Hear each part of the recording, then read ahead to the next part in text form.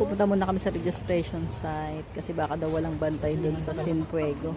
Baka ganito yung ano natin na pinanood natin yung bading ba yun, na hindi sila tumuloy ng magka-traffic sana sila. Hindi tumuloy ng Ayaas kasi maputik, malalim. Baka sabihin asawa mo, nawawala ko. Isigaw ko na kayo.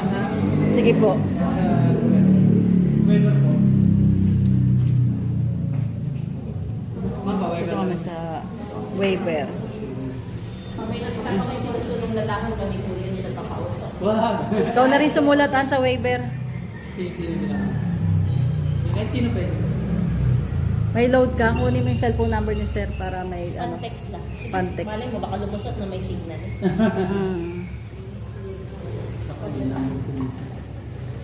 Sige sir, number mo po. Baka lang bigla kami magka-signal, makahingi na sa klolo. Hindi naman siguro madiligaw sa ano. Huwag tumagsa. Madalas din po ba ulan dito? Ganina, ambon-ambon lang po.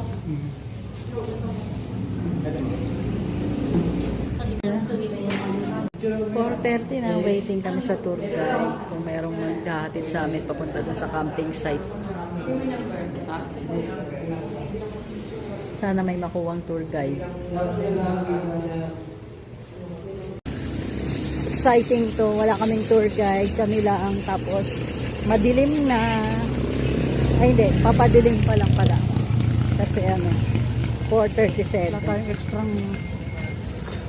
Sana lang wag kami maligaw. Adventure to. Abutin tayo ng dilim.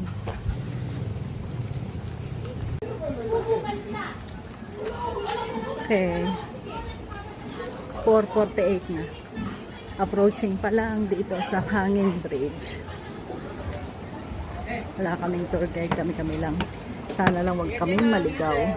Salamat po. Ay, dyan pala si sir.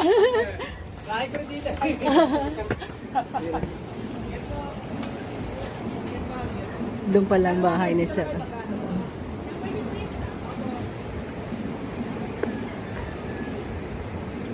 Siya yung nakausap namin kanina sa barangay. Nag-register kami. Ay, liwanag pa. Maya siguro mandilim na.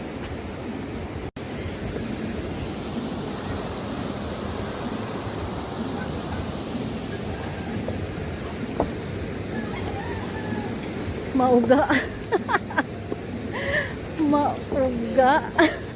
Gumigewang yung gumigewang yung tulay.